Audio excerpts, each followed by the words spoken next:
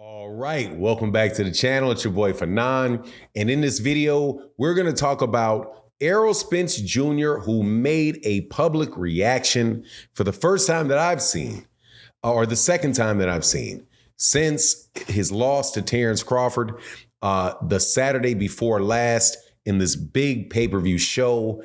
And man, I got to tell you, I like it, man. I like this guy, Errol Spence Jr., man. He is an absolute class act. He responds to a "we getting it back in blood" hilarious comment by a fan on Twitter. Let's talk about that in this video.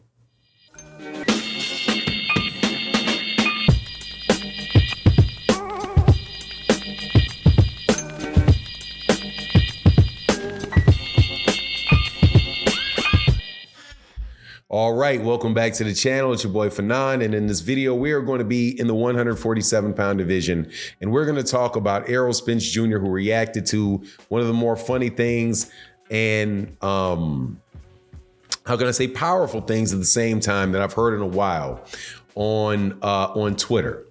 And it was about getting it back in blood with Terence Crawford after Terence Crawford had beaten Errol Spence Jr. in this big mega fight that we all know about. And it was lighthearted, and it was powerful at the same time. And for reasons that I have to tell you, man, that just make me really enjoy boxing and make me feel good about the human experience that we have as boxing fans.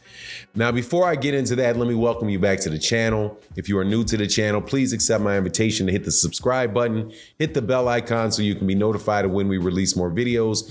And if you are a longtime subscriber and supporter of the channel, like my guy, Matty Yo, Mr. Pragmatic, my guy, all my Bison brothers out there from HU, Chi-Town people, all y'all that come by the chat, Parlor of East Wheaton cats out there that come by the live streams. Thank y'all so much for your support. And thank you to everybody that supports in the Super Thanks, which is really a great way to sponsor fan forums like this. And I'm telling you, this is a fan forum. I'm not the media. So I don't care. I mean, I have to say this every once in a while because I have a lot of fanatics out there. Look, man, relax. It's just boxing. Just boxing fans giving their opinion, man. Blow some of the smoke off, and I don't know what's going on in your life and what's wrong in your life, but, you know, reaching out and kicking other people because they don't agree with you.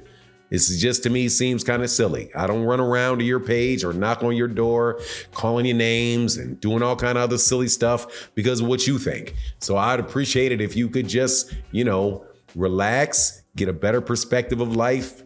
Leave me alone if you don't like it.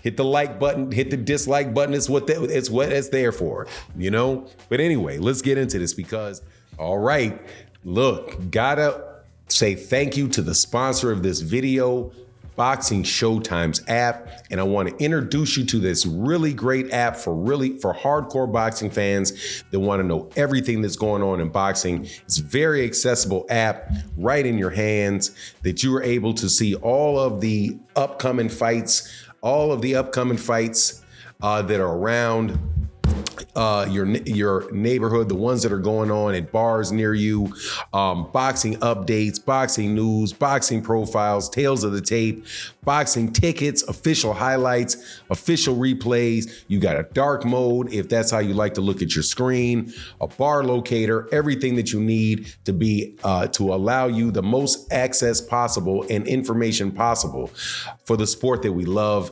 Also, there's a promotional code that you can use, Fanon that will allow you to have access to the premium features of the app, as well as a 14-day trial for the premium features of that app. Very inexpensive monthly fee. So make sure you guys go check that out. Does support the channel.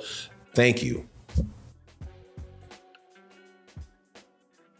Because Errol Spence Jr. got beat up in this fight with Terence Crawford. There ain't no other way to say it, right? No need to break down the fight and look at the footwork and doing all that. The man got beat up, swollen face. Fight could have ended earlier. But at the same time, bro, Errol Spence Jr. responded to this comment that a guy did. And at this point in the channel, I may put the audio up and get it off Twitter. If I don't do that, because you know how editing works and all of that stuff, let me just describe it very briefly. And pretty much what it is that he said, look, man, this guy was just joking, talking about, hey, man, we about to get it back. Don't worry about it, man. I'm about to come to Dallas. I got to spar you myself. Don't worry about it. I'm working on some things. We're going to switch some things up. We're going to get them. You know what I mean? And Errol Spence Jr. responded with laughing, tears, and handshakes, right?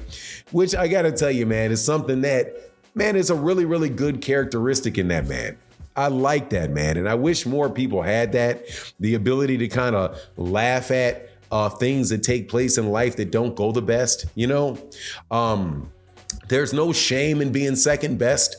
There's no shame in, say if you're, you know, a basketball player, to use a basketball analogy, we get into these arguments all the time about who's better between Michael Jordan and Kobe Bryant. And then it's Michael Jordan and LeBron James, and right.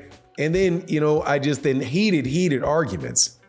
At the same time, though, man, you've got Michael Jordan, who knows how much money and can take care of his family and his grandkids and his grandkids. Same thing for LeBron James, or you have somebody like Kwame Brown, who has the YouTube channel Kwame Brown is like Bust Life, right? I love the fact that Kwame Brown has this channel named Bust Life, because his entire career I kept hearing about he's a bust. But dude, the dude's in the league for like 15 years. Like, how big of a bust can you be if you're in the league that long? I keep seeing he's at the Wizards and he's at the Lakers and and it just goes on and on and on. He's on the bench of an NBA team, which means he's one of the best basketball players in the world, and getting checks for years and years and years. But yet people want to drag him and jump down his throat about him being a bust. Just all this negativity in life, man. You know what I mean? So when Errol did that, man, it showed a levity, it showed a lightheartedness to him that I think is very, very healthy. It's a healthy perspective in life. This man could have died in that car accident that he had. And to be able to get off the ground and go through that and then want to get back in the ring with Terence Crawford. Now, on that particular subject, let me state this. If it was up to me, I would say, hey, Errol, nah, you probably shouldn't do that. Now, you probably shouldn't do that. That's a dangerous scenario that you're getting in, right? But if he wants to do it and the money is on the table for him to do it, who am I to tell another grown man what to do with their profession, with their life? I see people sitting there smoking cigarettes. Like, man, you need to stop smoking them cigarettes. I'm not going to sit up there and preach in people's ear about that stuff. Errol Spence Jr. is a warrior, and he could be thinking to himself, look, man, I don't care if I win this next fight. I'm going to put on a better showing so that people know that is not me. I'm going to put on, just like Deontay Wilder got back in there with Tyson Fury for that third fight, and he put a better showing on and put Tyson Fury down twice. And at the end of the day, you can look at Deontay Wilder and be like, look, not only was he a guy that is willing to do what he said he did when he was up, when he found somebody, when he met his match, he was still willing to get in there and compete with him again. That is a thing that shows character, just like being able to laugh about some guy say, hey, man, I'm going to get in there. I'm going to train with you. We're going to come up with this. I got some things I'm working on that's going to make it work. You know, that type of lightheartedness, that type of positive attitude to life, man, is something that, I mean, it's just a beautiful thing, man. And not a lot of people have it. Muhammad Ali was the same way, man. My favorite fighter of all time, without a doubt, man. One of my favorite people of all time. It's Muhammad Ali.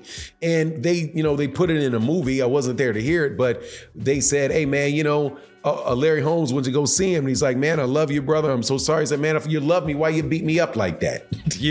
To Larry Holmes, after this dude after he got beat up, slumped over, looking terrible, right? But still found levity, found humor in it, right? And also showed that he was a warrior and willing to get in the ring when he didn't even think probably knew he wasn't going to be able to beat the guy. Probably knew he didn't have enough in the tank, but he still went in there and he fought. Right. So people can say, oh, well, look what happened to him the rest of his life. Man, Muhammad Ali ain't never wanted your pity.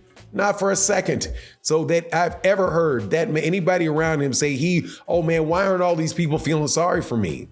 That's his life journey, man. It's his life journey. He chooses his life journey just like you choose your life journey.